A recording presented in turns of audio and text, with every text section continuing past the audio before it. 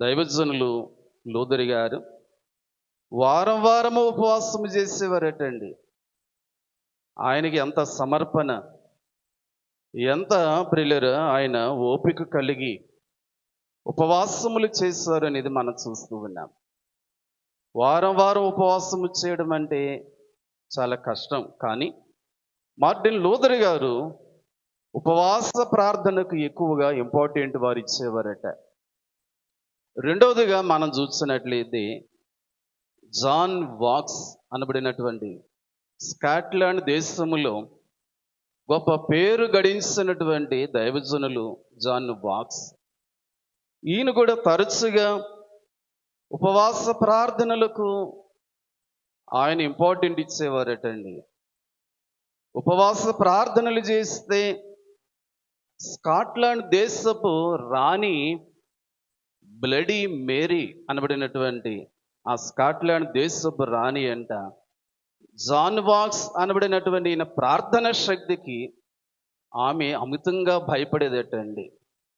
ప్రియులారా, ఎంత భయపడింది అంటే ఇంగ్లాండ్ దేశం యొక్క యుద్ధ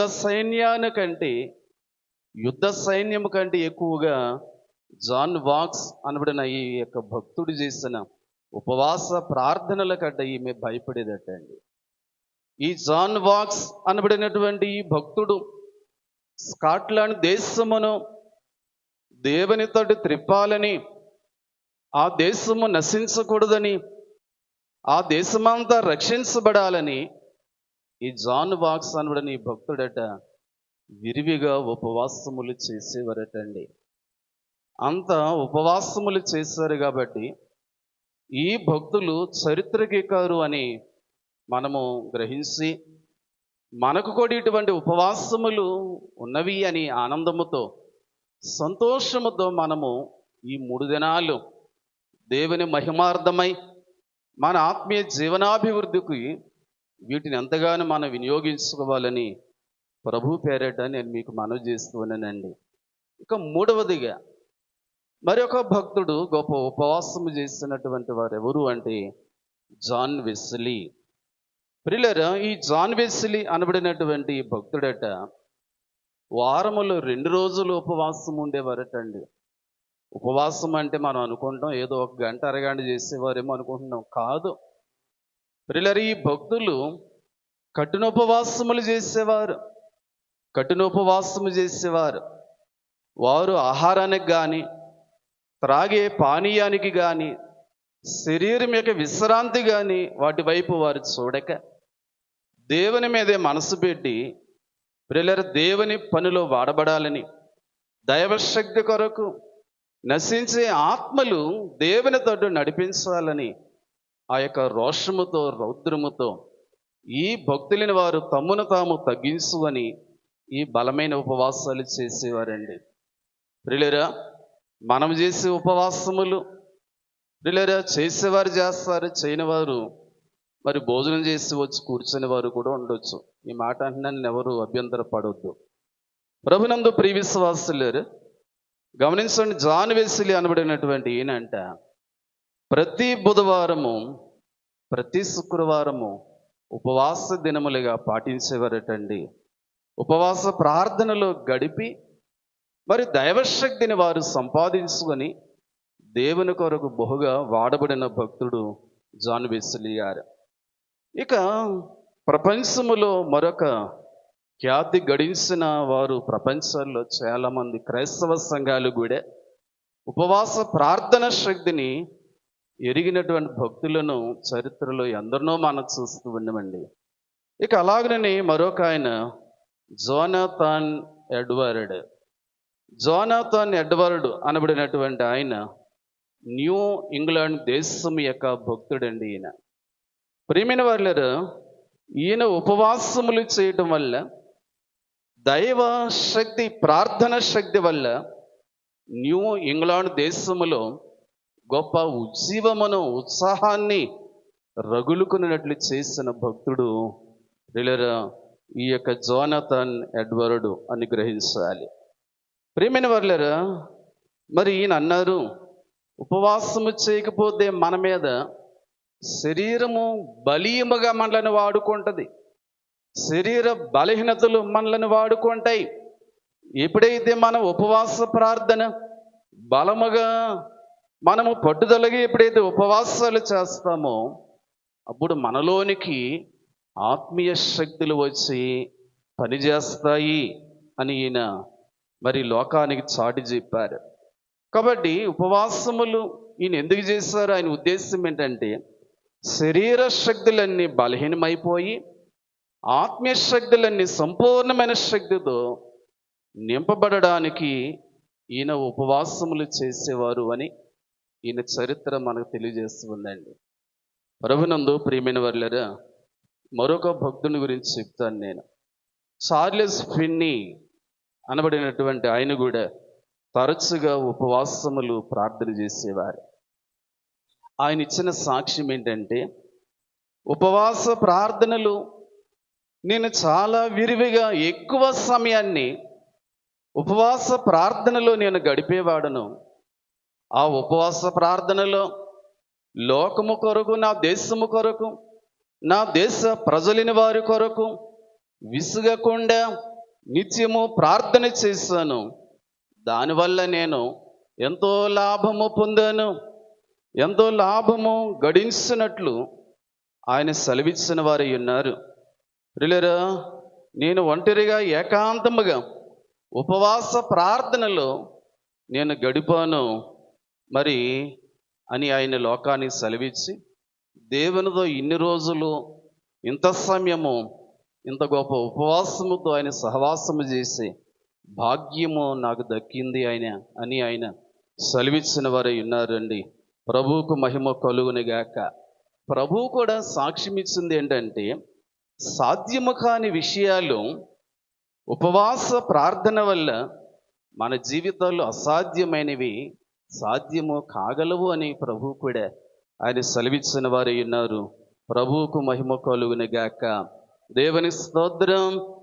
ప్రియమైన వారులారా, అయితే ఇప్పుడు మనం చూసినట్లయితే వాక్యములోనికి వెళదామండి. మరి బైబిల్ గ్రంథములో ఎవరెవరు ఉపవాసములు చేశారు అనేది మనం చూసినట్లయితే, ప్రియ విశ్వాసులారా, మరి ఉపవాసమును ఇంగ్లీష్లో మనం ఫాస్టింగ్ అని అంటూ ఉన్నాం.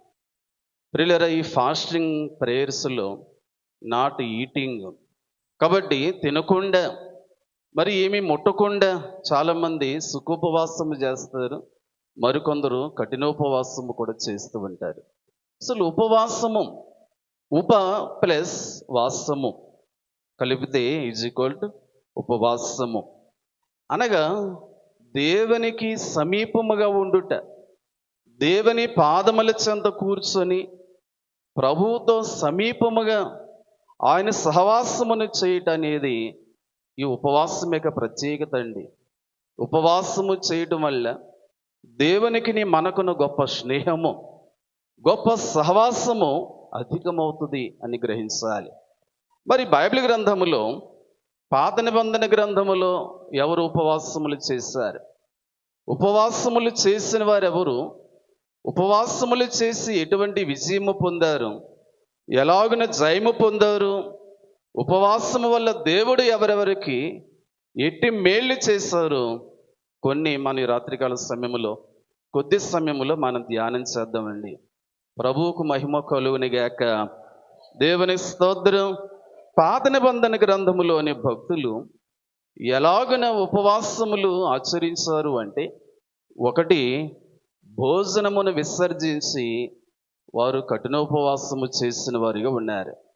రెండవదిగా, వారు ఉపవాసమును వారి యొక్క మనస్సును దుఃఖపరుచుకొని ఉపవాసము చేసిన వారై ఉన్నారు.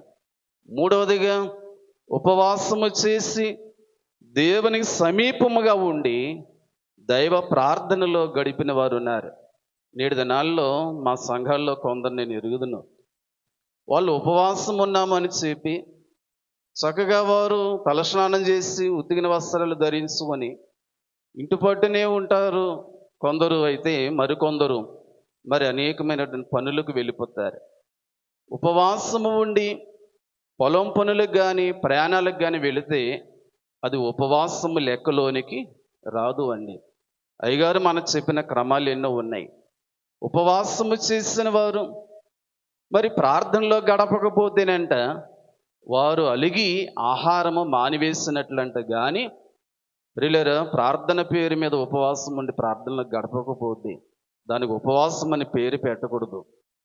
గనుక బైబిల్ గ్రంథములో ఎవరెవరు ఉపవాసములు చేశారు అంటే దైవజనుడైనటువంటి మోషే గారు, ప్రియులారా, వారు ఉపవాసములు చేశారు. అలాగనే రోషము కలిగిన ప్రవక్త అయినటువంటి ఏలియా ప్రవక్త గారు కూడా ఉపవాసములు చేశారు. యెజ్రా గారు, అలాగనే నెహెమ్యా గారు, ఎస్తేరు, యోబు భక్తుడు, దావీదు రాజు గారు, దానియేలు ప్రవక్త గారు, అలాగనే యోధారాజు అయినటువంటి యెహోషాపాతు, అలాగనే ఆహాజు రాజు, అలాగే రాజులైన వారు, ప్రవక్తులైన వారు, యాజకులైన వారు, ప్రియులారా, పాత నిబంధనలో ఉన్న ఈ భక్తులైన వారు అందరూ కూడా మరికొందరు ఉపవాసములు చేసిన వారై ఉన్నారు. మరి క్రొత్త నిబంధన గ్రంథములో చూస్తే ప్రవక్త్రి అయినటువంటి అన్న, అలాగనే రక్షకుడైనటువంటి క్రీస్తు ప్రభువారు, ఆయనను బట్టి అపోస్తుల ద్వారా కట్టబడినటువంటి సంఘములు ఉపవాసములు ఉండి బలమైన సంఘ స్థాపనలు, సంఘ వ్యాప్తి, అనేకమైనటువంటి భక్తులు ఉపవాసములు చేసినట్లు మనము పరిశుద్ధ గ్రంథములో చూడగలుగుతున్నాం. ప్రభు అయిన దేవునికి మహిమ కలుగును గాక. ప్రియులారా, మీరు ఉపవాసముల గురించి ఎన్నో వినే ఉంటారు. ప్రియులారా, మీకు అందరూ తెలిసినవే, మనం ఒకసారి రిపీట్ చేసుకుంటున్నాం. ప్రియులారా, మనం వాటిని మనన చేసుకుంటున్నాం అంతే. కాబట్టి ప్రియమైన వారులారా, ఇక్కడ మనం చూసినట్లయితే మోషే గారు చేసినటువంటి ఉపవాస దినములు ఎన్ని రోజులు చెప్పండి ఆయన చేస్తుంది? చెప్పలేండి అమ్మా, ధైర్యంగా చెప్పండి, కొంచెం గట్టిగా చెప్పండి. ప్రియులారా, ఒకసారి 40 దినాలు అవి చాలదన్నట్లు మరొక 40 దినాలు వారు కఠినోపవాసములు చేసిన వారై ఉన్నారు అని మనం చూడగలుగుతున్నాం. ప్రభువుకు మహిమ కలుగును గాక. ప్రియ విశ్వాసులారా, మరి రెఫరెన్సులు కూడా ఇచ్చి చదివిస్తూ వెళ్ళాలంటే చాలా సమయం పట్టేస్తుంది. కాబట్టి నేను మీకు రిఫరెన్స్ ఇస్తాను, మీరు రాసుకుంటారో లేక మీరు చదువుకుంటారో, కానీ నేను రిఫరెన్స్ ఇస్తూ నా వివరణ ముందుకు కొనసాగిస్తాను. ఎందుకంటే మీరు ఈరోజు పగలంతా కూడా ఉపవాసం ఉన్నారు, మరి తిన్నారో తినలేదు అని అయ్యగారు ముందే టైం ఇచ్చారు. కాబట్టి మీరు ఇంటికి వెళ్ళాలి. పగలంతా అలసిపోయినారు, రాత్రి కాలంలో కూడా మీరు ఇలా కూర్చొని అలసిపోతూ ఉన్నారు కాబట్టి మీరు ఇంటికి వెళ్ళాలి. మరి మీల్స్ చేసి మీరు రెస్ట్ తీసుకోవాలి. అంచేత త్వరగా నేను ముగించాల్సి ఉంది కాబట్టి నేను రిఫరెన్స్ ఇస్తూ వివరణలో ముందుకు సాగుతానండి. ప్రియమైన వారులారా, మోషే గారు ఆయన ఉపవాసములు చేసిన మొత్తము ఉపవాస దినములు 80 దినాలు. ప్రియమైన వారులారా, మరి నిర్గమాకాండ గ్రంథము 24వ అధ్యాయం 18వ వచనంలోను, నిర్గమాకాండ గ్రంథము 34వ అధ్యాయము 28వ వచనంలో మనం చూసినట్లయితే ఉపవాసం ఉండి దేవుని సన్నిధిలో గడుపుట వలన దేవుని అంతరంగములో ఉన్న ధర్మశాస్త్రము మోషే గారికి దేవుడు బయలుపరిచినట్లుగా చూస్తున్నాం. ధర్మశాస్త్రాన్ని మోషే గారి చేతికి దేవుడు అందించారు ఒక 40 దినాల్లో. మరొక 40 దినములు ఆయన ఉపవాసములు చేసినప్పుడు ప్రియులారా, మరి దేవుని యొక్క ముఖ కాంతితో మోషే గారి యొక్క ముఖ కాంతి తేజస్సు ప్రజ్వలిల్లినట్లు మనం చూడగలుగుతున్నాం. ప్రభువుకు మహిమ కలుగును గాక. ప్రియమైన వారులారా, చూడండి, మరి బ్యూటీ పార్లర్కి వెళితే ఎలాగున వారు తేజస్సుతో కాంతితో ఒక నూతనమైనటువంటి అందముతో ఆ యొక్క పార్లర్ నుండి ఎలాగన బయటకు వస్తారు. 40 దినాలు దేవుని సహవాసము చేస్తారు. దేవుని సన్నిధి ఈయనకి ఒక బ్యూటీ పార్లర్లా ఉందో ఏమో. ప్రియులారా, ఈయన ముఖ చర్మము ప్రకాశించినట్టుగా మనం చూడగలుగుతూ ఉన్నాం. బైబిల్ మిషన్ వారులారా, మనము కూడా రేపు యేసుక్రీస్తు ప్రభువును మధ్యాకాశములో కలుసుకోవాలి. పెండ్లి కుమారుడైన ప్రభువు సుందరుడు, ఆయన సౌందర్యవంతుడై ఉన్నాడు, ఆయనలో ఏ కలంకము లేదు, ఆయనలో ఏ దోషము లేదు కాబట్టి మనము కూడా ప్రభు అయిన క్రీస్తు వారిని మధ్యాకాశములో కలుసుకోవడానికి దైవ సన్నిధి ఈ యొక్క ఉపవాస ప్రార్థనలు అని ప్రియులారా, ఈ దైవ సన్నిధితో ఈ కాంతితో మనము కూడా ఆయనతో పాటు ప్రకాశించడం కొరకు ఈ ఉపవాస కూటములు ప్రభువు మీకు ఇచ్చారు. కాబట్టి ప్రియమైన వాళ్ళరా, మీరును దేవా దైవజనుడైనటువంటి మోషే గారు దైవ సన్నిధి కాంతితో ఎలాగున ఆయన వెదజల్లారు, లేక కాంతితో ఆయన ముఖచర్మం ప్రకాశించిందో, నాకు కూడా ఆత్మ సొగసు, ఆత్మ సౌందర్యము, పెండ్లి కుమార్తె యొక్క సొగసు నాకు ఇచ్చి నీ రూప లావణ్యములతో నన్ను అద్దిదిద్ది మేఘమెక్కించనైనా అని ప్రియమైన వాళ్ళరా, మీరు కూడా ఈ 3 దినాలు మరి ప్రార్థన చేసుకోవాలని ప్రభు నామమున నేను మీకు తెలియపరుస్తున్నాను. అలాగనే రెండవదిగా మరి రోషము కలిగినటువంటి ప్రవక్త అయినటువంటి ఏలియా గారు కూడా ఆయన కూడా 40 ఉపవాసములు దివారాత్రులు ఆయన ఉపవాసము చేస్తున్నట్టుగా మనం చూడగలుగుతున్నాం.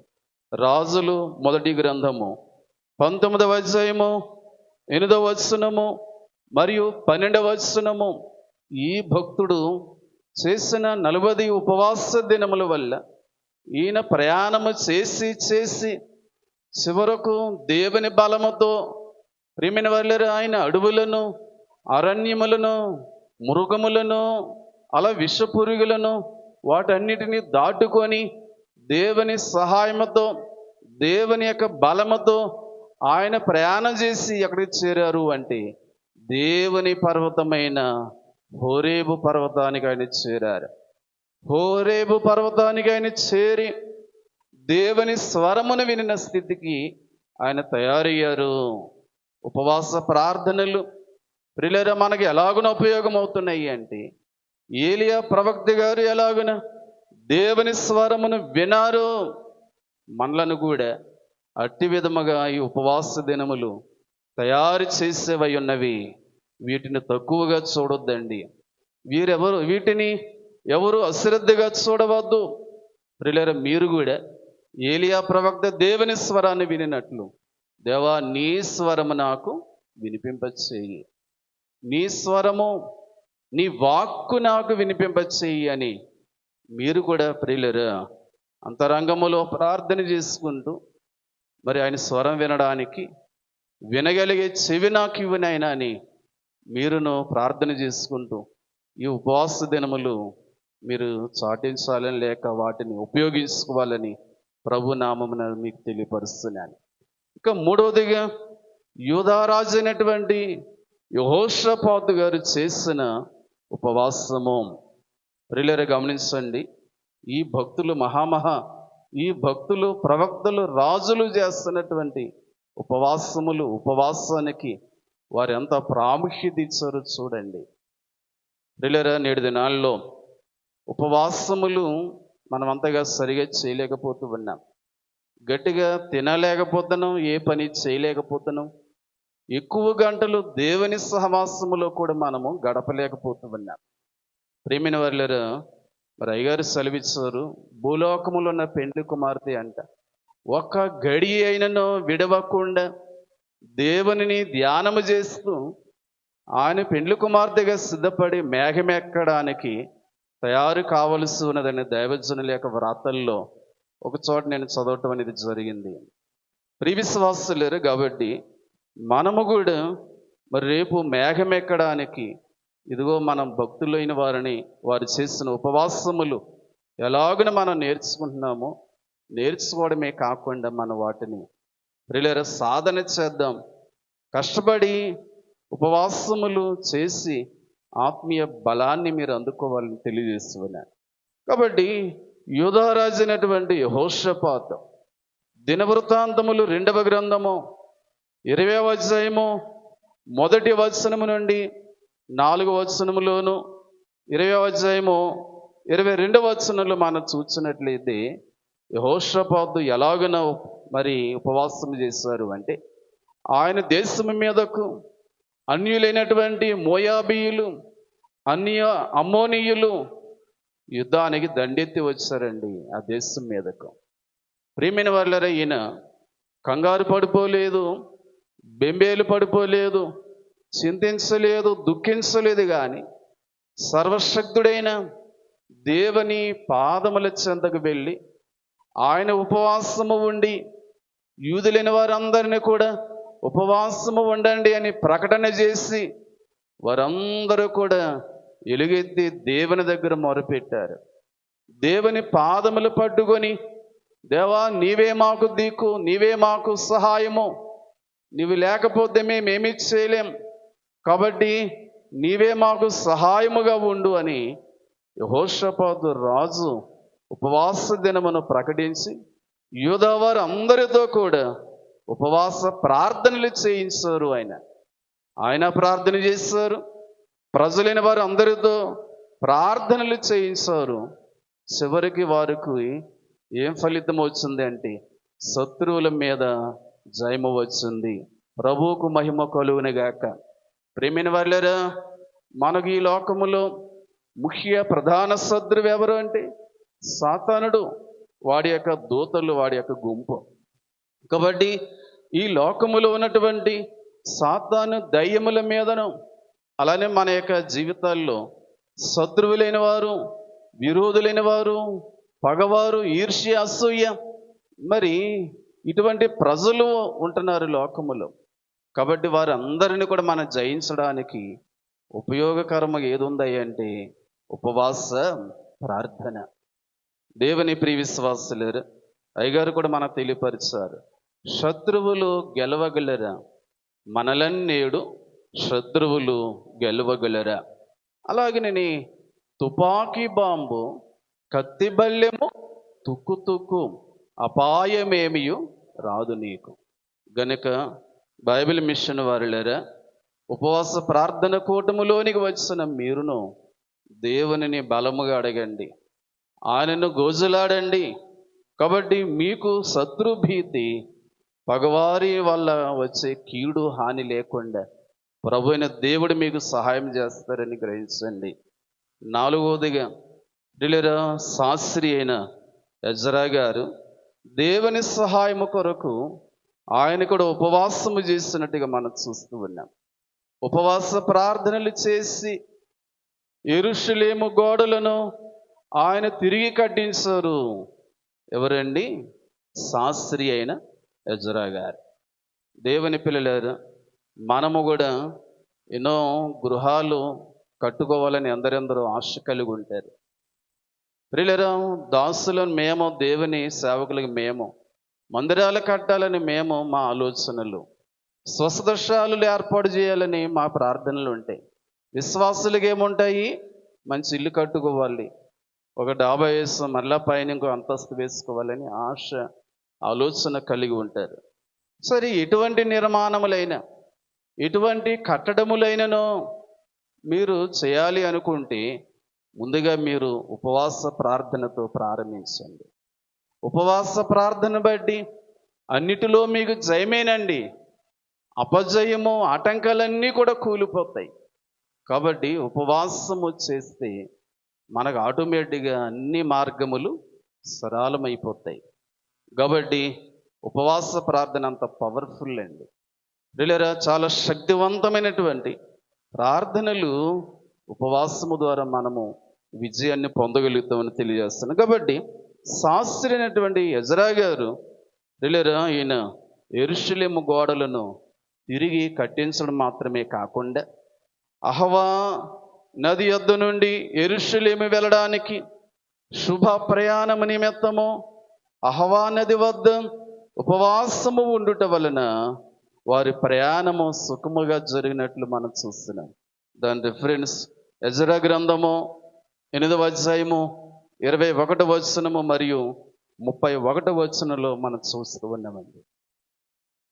ప్రభువుకు మహిమ కలుగునుగాక. దేవుని స్తోత్రం.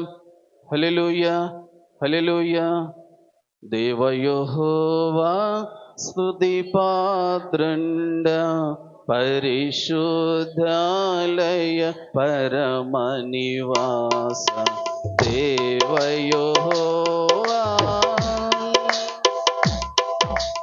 సూర్య చంద్ర నక్షత్రంబు గోళములార పర్వతమునగు వృక్షములార పర్వతమునగు వృక్షములార పశువులార ప్రణుతించనురారే పశువులార ప్రణుతించనురారే దేవ యెహోవా స్తుతి పాత్రుండ పరిశుద్ధాలయ పరమ నివాస దేవ యెహోవా. బోలో యేసు మహారాజుకు, బోలో క్రీస్తు మహారాజుకు, దేవాది దేవునికి, బైబిల్ మిషన్కు, దేవదాస్ గారికి, మన ఉపవాస కూడికలకు జై. అనలేకపోతున్నారు ఏంటో. మీ అయ్యగారు, మీ పెద్దయ్య గారు, బుల్లయ్య గారు అది ఎవరొకరు వస్తారు, అవి చెప్తారు, వాళ్ళతో మాత్రం మాట్లాడకండి అని చెప్పుంటారేమో అనుకుంటున్నాను నేను. మౌనమే అంగీకారం అంటే. అందరికీ మరణదండమ్మా, మీరు మంచివారు. ఈ ప్రాంతానికి మరి సుజూరజయ్ గారు, మీ అయ్యగారు పిలిచినప్పుడు 4-5 సార్లు వచ్చినట్టు నాకు గుర్తుంది. ఈ స్వసదశాల శంకుస్థాపన చేసినప్పుడు కాకినాడయ్య గారు, అలాగే మరి సత్యానందయ్య గారు వారు వచ్చినప్పుడు వారితో పాటు మేము కూడా రావటం అనేది జరిగింది. ఆ గొప్ప కార్యక్రమంలో మేము కూడా పాలు పొందాము అని ఈ సమయంలో తెలియచేస్తున్నానండి. సరే, దేవునికి మహిమ కలుగును గాక. దేవుని స్తోత్రం. హల్లెలూయా, హల్లెలూయా, హల్లెలూయా. మరణాంత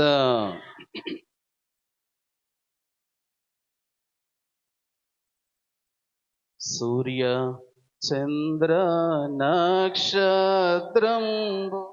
సార్ మీరు పాడండి దయతో.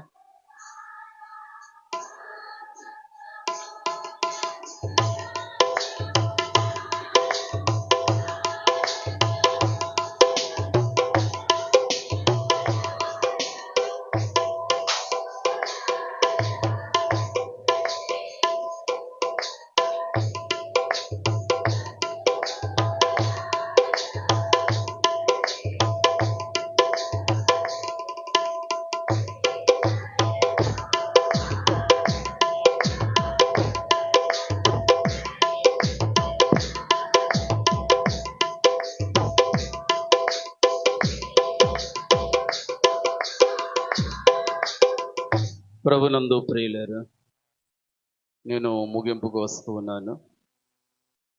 దేవదాసి గారు ఉపవాసము గురించి ఎన్నో అమూల్యమైన అద్భుతమైన ప్రసంగాలు అయ్యారు నేర్పించారు, వారు చేశారు. వారు ఉపవాసములు చేసి ఉపవాసము చేయట బైబిల్ మిషన్ వారికి వారు నేర్పించారు. ప్రియమైన వాళ్ళారా, ఉపవాసముల గురించి అయ్యగారు చెప్పిన మాటలే చాలా వరకు నేను ఆయన మాటలుగా ఈ ప్రసంగం ఈరోజు నేను మీదట పెడుతూ ఉన్నానండి.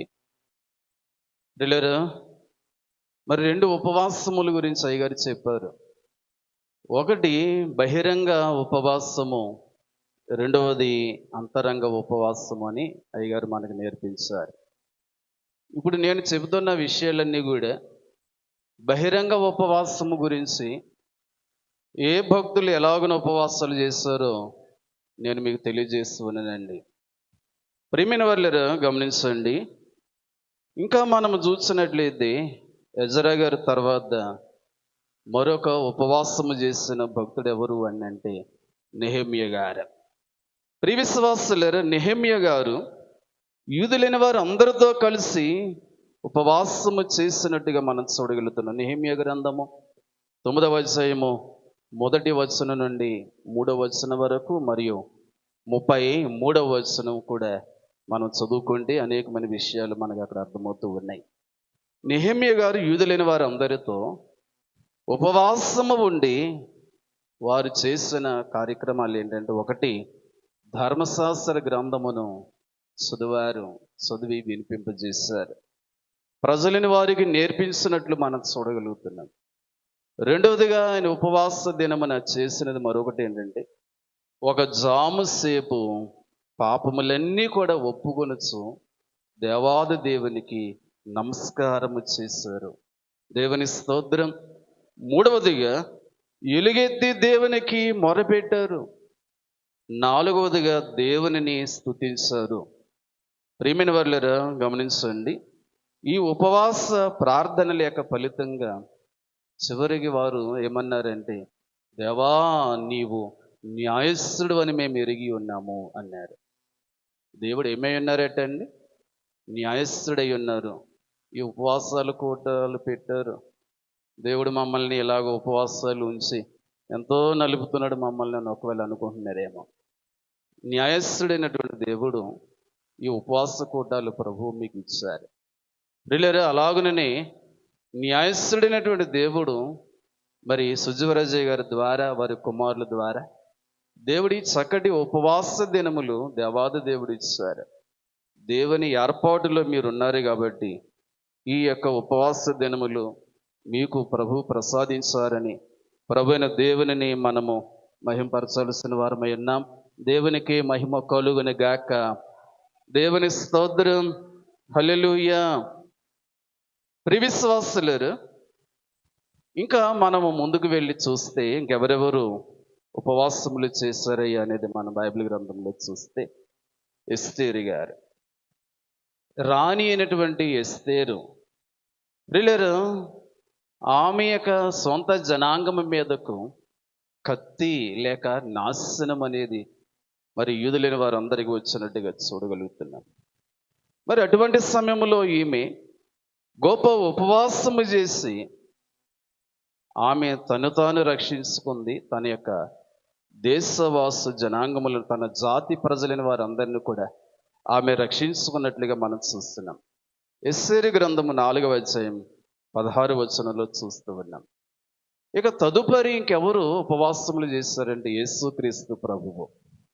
మత్తయి సువార్త 4వ అధ్యాయం 2వ వచనంలో మనం చూసినట్లయితే, ప్రియ విశ్వాసులారా, మరి యేసు ప్రభువు కూడా గొప్ప ఉపవాసములు 40 దినములు ఆయన చేసి దేవుని యొక్క మరి సేవా బలమును అందుకొని బహుబలముగా గొప్ప అద్భుతాలు, స్వస్థత కార్యాలు జరిగిస్తూ, సాతాను దయ్యములను వెలగొడుతూ, మరణించిన వారిని తిరిగి బ్రతికింపజేస్తూ సంపూర్ణమైన సేవను వారు జరిగించిన వారై ఉన్నారు అని మనం చూడగలుగుతున్నాం.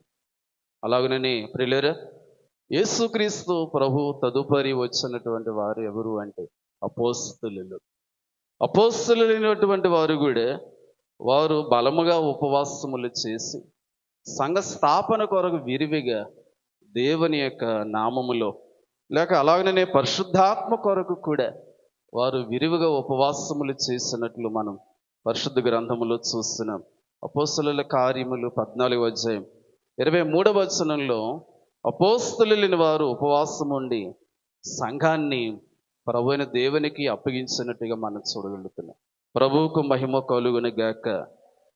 ప్రియ విశ్వాసులారా, మరి ఈ విధముగా భక్తులైనటువంటి వారు ఉపవాసములు చేసి గొప్ప జయమును, విజయమును వారు పొందిన వారై ఉన్నారని మనం చూడగలుగుతున్నాం. అలాగనే ప్రియులారా, ఇవన్నీ కూడా బహిరంగ ఉపవాసము అని వీటికి పేరుంది. మరి అంతరంగ ఉపవాసము గురించి మరి కొన్ని విషయాలు మరి నాకు ఇవ్వబడిన సమయంలో నేను సాధ్యమైనంత వరకు నేను త్వరగా పూర్తి చేయడానికి ఇష్టపడుతూ ఉన్నాను. ప్రియమైన వారులారా, అంతరంగ ఉపవాసము ఏంటి అనేది మనం చూసినట్లయితే వాక్యంలో ఒకటి మరి తల ఉపవాసము గురించి అయ్యగారు చెప్పారు. తల ఉపవాసము, అలాగే కంటి ఉపవాసము, మూడవదిగా నోటి ఉపవాసము, నాలుగవది చెవి ఉపవాసము, 5 చేతి ఉపవాసము, 6 కాలి ఉపవాసము. ప్రియులారా, మరి వీటిని గురించి మన బైబిల్ గ్రంథంలో చూస్తే చాలా ప్రాముఖ్యమైన సంగతులు మనకు కనబడుతుంటున్నాయి. తల ఉపవాసము, హెబ్రీయులకు రాసిన పత్రిక అపోస్తలుడైన పౌలు గారు హెబ్రీయులకు రాసిన పత్రిక 12వ అధ్యాయం 3వ వచనంలో మనం చూసినట్లయితే, ప్రియులారా, మరి రక్షణయను శిరస్త్రాణము ధరించుట వలన చెడు తలంపులకు దూరముగా ఉండగలము అని ప్రియులారా మనం గ్రహించాలి. అలాగనే మహిమ తలంపులు కలిగి ఉండాలి అంటే ఆయనను మాత్రమే తలంచుకొనవలెను. ఈ 3 రోజులు మీరు దేవుని పాదాల దగ్గర ఉంటూ, దేవునినే ధ్యానిస్తూ, దేవునినే తలంచుకుంటూ ఉండేది ఇది చాలా గొప్ప భాగ్యముగా మనమందరం ఎంచి గ్రహించాల్సిన వారమై ఉన్నాం. కాబట్టి మన తలంపులన్నీ కూడా పాపపు తలంపులన్నీ విడిచిపెట్టి ఈ 3 దినాలు మనము మహిమ తలంపులతో అయ్యగారు మనకు నేర్పించారుగా, మనోవిచారము కూడదు నీకు, మహిమ తలంపులే కావలెను. కాబట్టి ప్రియులారా, భూలోకములు ఎటు చూసిన పాపము ఆవరించి ఉన్నది కనుక, చెడుగు ఆవరించి ఉంది కాబట్టి మనము మహిమ సంబంధులుగా, మహిమ తలంపులు కలిగిన వారముగా మనల్ని తయారు చేయడానికి ఈ ఉపవాస కూటములు ఎంతో ఉపయోగకరముగా ఉన్నవి అని గ్రహించండి. అలాగే మరి మీతో పాటు మేము కూడా ఇటువంటి ఉపవాస కూటములు ఏకీభవించడం మాకు కూడా ఆనందము, సంతోషమై ఉందని మేము ప్రభువును స్తుతిస్తూ ఉన్నాం. రెండవదిగా కంటి ఉపవాసము. ప్రకటన గ్రంథం 3వ అధ్యాయం 18వ వచనాన్ని బట్టి చూస్తే ప్రభు అయిన దేవుడు మాట్లాడుతున్నారు, ప్రభు యొద్ద కాటుకను కొనుక్కోవాలి అనేది చూస్తున్నాం. ప్రియమైన వారులారా, ఒకప్పుడు మరి స్త్రీలైన వారికి చాలా ఇష్టమైనది కన్నులకు కాటుక. చిన్నపిల్లలకు కూడా ఎక్కువగా కాటుకను వాడుతూ ఉండేవారు. మరి ఈ రోజుల్లో వాడుట అనేది బహు తక్కువ. ఒకవేళ ఎవరైనా కాటుక పెట్టుకుని ఉన్నారనుకోండి, వింతగా చూస్తున్నారు, విచిత్రంగా చూస్తారు.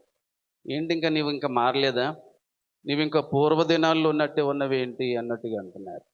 సరేనండి ప్రభునందు ప్రియులారా, కనుక ఈ ప్రకటన గ్రంథములో మనం చూసినట్లయితే ఒకసారి ఆ మాట చదువుతారండి. మీ కనులకు కాటుకను నా యొద్ద కొనుమని నీకు బుద్ధి చెప్పుచున్నాను అంటున్నారు. కాబట్టి ప్రభునందు ప్రియ విశ్వాసులారా, ఎందుకు కాటుక అని అంటే ప్రియులారా, చెడు చూపులకు దూరంగా ఉండడానికంట.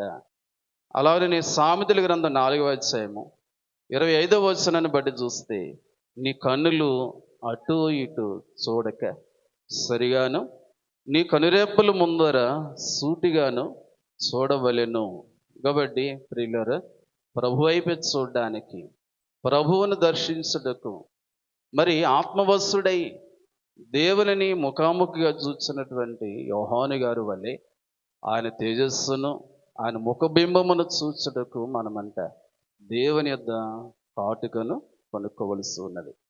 మరి ఇది కంటి ఉపవాసము గురించిన విషయాలు. ఇక నోటి ఉపవాసము. పరమగీతము 4వ అధ్యాయము 2వ వచనాన్ని బట్టి చూసినట్లయితే పలు వరుస కత్తెర వేయబడాలి. కాబట్టి ఏది పడితే అది మాట్లాడుట కాదు, ఎలా పడితే అలా మాట్లాడుట మనకు తగదు. మనం ఎవరము అంటే భక్తులము, దేవుని యొక్క పిల్లలము. కాబట్టి మన మాట అవునంటే అవును, కాదంటే కాదు అన్నట్టుగా ఉండాలట. మనకు వరాలు రావాలంటే, మనలో ఉన్న వరములు చక్కగా వాడబడాలి అంటే అబద్ధాలు కానీ పిల్లరా వేరే వేరే మాటలు, బూతు రోత మాటలు మాట్లాడకూడదట. కాబట్టి భక్తుల నోట అవునంటే అవును, కాదంటే కాదు, దానిని కత్తెర వేయుట అనేది చూస్తూ ఉన్నాం. ప్రభునందు ప్రియ విశ్వాసులారా, అలాగనే సామెతల గ్రంథం 10వ అధ్యాయము 19వ వచనంలో మన యొక్క మాటలలో దోషము లేకుండా ఉండడానికి ప్రియులారా నోటి ఉపవాసము చేయాలి అంట. మనము ఉపవాస కూటములు ఏకీభవిస్తూ ఇక్కడికి వచ్చి వ్యర్థమైన మాటలు మాట్లాడకూడదు, లేక వెళుతున్నప్పుడు కూడా వ్యర్థమైన మాటలు మాట్లాడకూడదు, లేక ఇంటి దగ్గర కూడా వ్యర్థమైనటువంటి మాటలు, వాడుక మాటలు, అలవాటు మాటలు మాట్లాడకుండా ప్రియులారా మనం నోటి ఉపవాసం కూడా చేయాలంట. ఆహారము తినలేదండి, తినకుండా వచ్చానంటే సరిపోదు. ఇవి కూడా ఉపవాసమును పాటించాలి, జరిగించాలి అని దైవజనులు మనకు సెలవిచ్చిన వారు ఉన్నారు. అలాగనే ప్రియ విశ్వాసులారా, 4వదిగా చెవి ఉపవాసము. చెవి ఉపవాసము. కాబట్టి చూడండి, మనం అందరం ఎరుగుదాం, ఆదివారం కూడా ఆరాధనలో పాపాలు ఒప్పుకుంటున్నాం. నా చూపుని బట్టి, మాటను బట్టి, వినుటను బట్టి ఏమై ఉన్నాను? పాపి అయి ఉన్నాను అని దేవుని దగ్గర పాపములు మోకరించి మనం ఒప్పుకుంటున్నాం. దేవా నేను పాపిని అని. కాబట్టి వినుటను బట్టి కూడా ఏమొస్తున్నాయి? పాపం వస్తుంది. కాబట్టి వినుట వల్ల వచ్చే పాపములు కూడా ఒప్పుకోవడానికి చూడండి, తిమోతికి వ్రాస్తున్న 2వ పత్రిక 4వ అధ్యాయము 3వ వచనం నుండి 5వ వచనం వరకు మనం చూస్తే కొన్ని విషయాలు మనకు అక్కడ అర్థమవుతున్నాయి. చదవండి. ఎందుకనగా జనులు హితబోధను సహింపక దురదచెవులు గలవారై స్వకీయ దురాశలను అనుకూలమైన బోధలకును చాలండమ్మా. కాబట్టి కల్పన కథల వైపుకు తిరగకుండా మనం ఎంతో జాగ్రత్తగా ఉండాలి, మితముగా ఉండాలి అని దైవజనులు మనకు సెలవిచ్చిన వారై ఉన్నారు. మరి ఈ మాటలు మరి మీకు ఎంతవరకు అర్థమవుతున్నాయేమో తెలియదు, కానీ ప్రభునందు ప్రియ విశ్వాసులారు, మనము ఉపవాసము గురించి ఎన్నో విషయాలు వింటున్నారు. ఇవి కూడా మీకు తెలిసినవే, చక్కగా నాకంటే ముందు మీరే అందిస్తున్నారు, చాలా సంతోషం. కాబట్టి మనము ఎన్నో విషయాలు నేర్చుకున్న వారం కాబట్టి అయ్యగారు చెప్పారుగా, వినుట, విశ్వసించుట, ఆజ్ఞకు విధేయులగుట, ఈ 3 పనులు చేయవారే పరలోక వాస్తవ్యులగుదురు అని దైవజనులు మనకు నేర్పించారు. కాబట్టి వినిన మీరు, నేర్చుకున్న మీరు చక్కగా ఆ ప్రకారము జీవించండి. అనేకులను మీతో పాటు ఈ ఉపవాస కూటములకు తోడుకుని రండి. మీ ఇంటిలోని వారందరూ ఈ 3 దినాల్లో ఎక్కడుండాలి చెప్పండి? ఇంటి పట్టున కాదు చెప్పండి, ఇంట్లోని వారు అందరట దేవుని కార్యక్రమాలకు తాళాలు వేసి రావాలన్నారు దేవదాసు గారు. మరి ఉపవాసములు మీరు చేసేవారు చాలామంది, ఉపవాసములు బైబిల్ మిషన్ వారికి చాలా ఈజీ, అనేకులకు. కొందరికి కష్టం. మేము సొల్రాజయ్య గారి కాలంలో వారి దగ్గర మేము బైబిల్ ట్రైనింగ్ అవుతున్న దినాల్లో సుజరాజు గారు కూడా, ఆయన కూడా చాలా మరి అయ్యగారి దగ్గర తర్బీదు పొందిన వారం మేము. ప్రభునందు ప్రియ విశ్వాసులారా, మరి ఆ సమయంలో మరి యవనస్తులం కాబట్టి అప్పటికి వివాహం కాలేదు. మేము కూడా ఉపవాసం ఉంటామండి. సిలువ జనాల్లో మేము భోజనం చేయము, మాకు ఏమొద్దని అయ్యగారితో చెప్తే అయ్యగారు అనేవారు, అబ్బాయి మీరు ఉపవాసములు చెయ్యండి. ఎలా చేయాలి అంటే, ప్రభు చెబితే కఠిన ఉపవాసములు చేయండి. కాబట్టి ప్రభు చెప్పకుండా మీరెవరు ఉపవాసములు చేయొద్దు అని వారు చాలా ఖండితంగా మాకు కొన్ని విషయాలు నేర్పించారు ఆ కాలంలో. కాబట్టి ఈ రోజున మనం చేసే ఉపవాసాలు, మీరు ఉపవాసము చేస్తున్నటువంటి మీరు మరి కఠిన ఉపవాసం చేస్తున్నారా, సుఖోపవాసాలు చేస్తున్నారా? అసలు ఏది చేయట్లేదే. మంచిదండి, మంచిదే.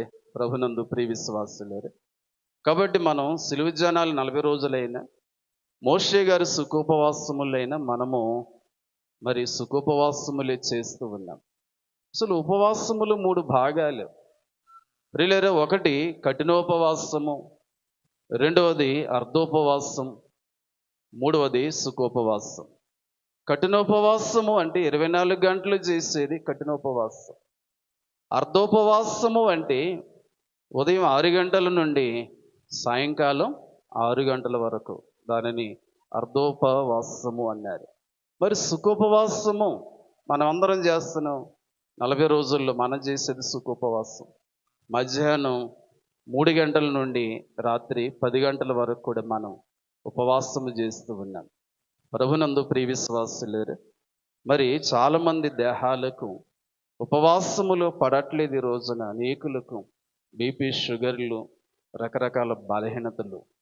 కాబట్టి మనం చేయగలిగినంతట్లోనే ఉపవాసాలు చేయాలి. పట్టుదలగా మరి అయ్యగారు చెప్పినట్లు మూఢత్వంతో, చాదస్తత్వముతో భక్తి చేయకూడదట. కాబట్టి మన యొక్క శక్తి, మన దేహాలు, మన శరీరాలు ఎంతవరకు సహకరిస్తాయో అంతవరకు మన ఉపవాసాలు చేయాలి. సరే, ప్రభువుకు మహిమ కలుగును గాక. ప్రియ విశ్వాసులారు, ఫైనల్గా ఒకటి చెప్పేసి నేను ముగించేస్తాను. 5వదిగా చేతి ఉపవాసం. చేతి ఉపవాసములు అంటే చెడు కార్యములు మానివేయవలెను అని దేవదాసు గారు వాక్యం ద్వారా యోబు గ్రంథం 11వ అధ్యాయం 14వ వచనంలో వారు మనకు ఆ విషయాన్ని తెలియపరిచారు. అలాగే యాకోబు పత్రిక 4వ అధ్యాయం 8వ వచనంలో కూడా ప్రియులారా, పాపులారా, మీ చేతులను శుభ్రము చేసుకొనుడి అంటున్నారు. అలాగే మేలైనది చేయండి, మేలైన దానిని చేయండి, కీడుకరమైన దానిని విడిచిపెట్టండి, అది చేతి ఉపవాసం అన్నారు. కాబట్టి ఫైనల్గా కాలు యొక్క ఉపవాసము. సామెతల గ్రంథం 4వ అధ్యాయము 26, 27 వచనాల్లో చూసినట్లయితే నడుచు మార్గము ఎట్లా ఉండాలంట? సరళముగా ఉండాలంట. కాబట్టి ప్రియులారా, దేవుని మందిరానికి వచ్చిన మనము అపవిత్రమైన చోట్లకు వెళ్ళకుండా, అపవిత్రమైనటువంటి విగ్రహముల వైపు వెళ్ళకుండా, ప్రియులారా, మనము పరలోకము చేరు వరకు దేవుని మార్గములు, దేవుని ఆజ్ఞల్లో ఆయనను వెంబడిస్తూ, ప్రియులారా, ఆయన రాకడ సిద్ధపడి మేఘమెక్కాల్సిన వారమై ఉన్నాం. ప్రభువైన దేవునికి మహిమ కలుగును గాక. దేవుని స్తోత్రం. హల్లెలూయా, హల్లెలూయా, మరణార్థం. కాబట్టి ఇట్టి ఉపవాసములు, అనేకమైనటువంటి రకములైన ఉపవాసాలు ఉన్నవి కనుక వీటి గురించి చెప్పుకుంటే చాలా గంటల కొద్దీ ప్రసంగాలు ఇవి. అంచేత నేను షార్ట్ మెసేజ్గా వీటిని క్లుప్తంగా అక్కడక్కడ మీకు ఇవ్వడం అనేది జరిగింది. కాబట్టి ఇట్టి మరి ఉపవాసములకు నన్ను పిలిచి ఇటు సమయమునిచ్చిన సుజయరాజు గారికి, అమ్మగారికి, అలాగే వారి కుమారులకు, వారి కుటుంబానికి మరి నా ప్రత్యేకమైన మరణ తెలియపరుస్తున్నాను. ప్రభువైన దేవునికి మహిమ కలుగునుగాక. అలాగనే ఉపవాసములో ఉన్న ప్రతిఫలాన్ని మీరును అందుకుంటూ ఆయన రాకడకు రాజ్యాన్ని సిద్ధపడవలనని తెలియజేస్తూ ఈ మాటలు ముగిస్తున్నాను. ప్రభువైన దేవునికి మహిమ కలుగునుగాక. దయగల మా తండ్రి, నీ స్తుతులు. దేవా, ఈ రాత్రికాల సమయంలో నీ దాసుడు నన్ను ఇక్కడికి తోడుకొని వచ్చి మీరిచ్చిన దేవా నా తండ్రి నీ మాటలు అందించుటకు, నీ పిల్లలతో కొద్దిసేపు నీ మాటలు ముచ్చటించుటకు, బోధించుకోవడానికి, వివరించుకోవడానికి మీరిచ్చిన సమయము కొరకు స్తుతులు. సుజయరాజు గారికి, వారి కుమారులు ఎంతో వ్యయ ప్రయాసాలు కోర్చి దేవా నా తండ్రి ఈ ప్రాంతంలో నాయన పౌలే గారి ద్వారాను, దేవా నా తండ్రి అమ్మగారి ద్వారాను ఏర్పాటు చేయబడి ఉన్నటువంటి ఈ కొల్లేరు ప్రాంతంలో బహు బలమైన సేవ పరిచర్య మీరు ఇచ్చారు. దేవా నా తండ్రి వారు నాయన పౌలే గారు వారి కాలములో దేవా నా తండ్రి ఎన్నో ఉపవాసములు వారు చేసి దేవా నా తండ్రి ఎంతో శ్రమపడి నాయన నా తండ్రి మిషన్ కొరకు నిలబడి నీ పని చేశారు. తదుపరి వారికి పరలోక విశ్రాంతి కొరకు తీసుకువెళ్ళావు. తదుపరి వారి యొక్క నా తండ్రి కుమారులు సుజయరాజు గారి ద్వారా తండ్రి ఈ బలమైన మందిరాలు, స్వస్థశాలలు ఏర్పాటు చేసి మీరు ఈ రీతిగా నాయన బైబిల్ మిషన్ పనిని జరిగిస్తూ నాయన నా తండ్రి విశ్వాసులేని వారిని నీ రాకడకు వారు సిద్ధపాటు చేస్తూ నాయన నా తండ్రి ప్రయాసపడుతున్నారు కనుక